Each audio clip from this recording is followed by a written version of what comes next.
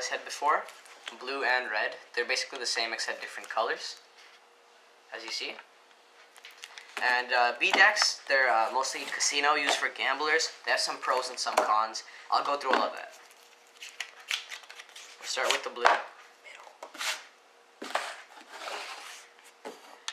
deck handles really nicely. B decks are known for their great stock and also for their non-bordered cards, as you see. There's no borders in the cards. But the B cards are really good for gamblers because of one thing. There's no border. When doing Magic, you often have tricks with reversed cards, such as that. And on a B deck, you could easily see that. When you fan, you could see it. But when doing things such as gambling, like a bottom deal or a center deal or a second deal, the B deck really covers that well because it's kind of hard to see where one card starts, the second card emerges, and the bottom card comes out. Stuff like that, right? It's kind of hard to see that. So that's why B decks are really good for gamblers. Things such as second deals. It's kind of hard to see that the top card is moving and you're taking the second card. If you're a really experienced second dealer, you can still do it with the normal bicycle deck or a tally-ho deck, but I'm not a very experienced second dealer. My skill is bottom dealing, as I've practiced that a lot.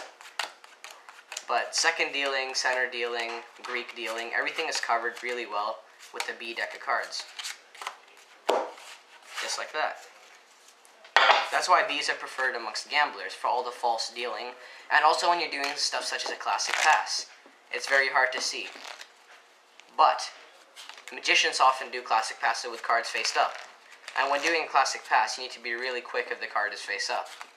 That's why magicians prefer stuff such as tally-ho or decks with borders.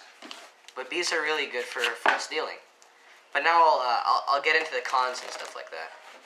Well, not the cons, I already went through the cons. I'll get into the handling of the B deck. The B deck has an amazing stock and a really nice finish. You can feel it's sort of tough, right? The stock never wears out, almost never. Like, I've had one B deck for 3 years, this one right here. This one still handles pretty well. Although I don't use it very often, I use it mostly for practicing because I've had it for so long. But when you get a new B deck of cards, this one is pretty new. It handles amazingly. It fans awesomely, and it keeps that fan for such a long time. Bs just have awesome stocks and finishes, and if you're a gambler, if you're going to learn how to false deal, second deal, bottom deal, stuff like that, classic pass, I recommend getting a B deck. That's it. If I had to rate the B cards out of 10, I'd probably give them a 9 out of 10, and here's why. Because I'm a true believer that false deals are really beneficial to the magician and the gambler. I love gambling demonstrations, such as showing how you can control the cards to give yourself royal flushes, blackjack, stuff like that all the time. And I just love doing that. So I love B cards because of that reason. It's just so great when false dealing. And the bad thing about it is sometimes I do magic tricks, and when I have cards face up, you can see them really easily.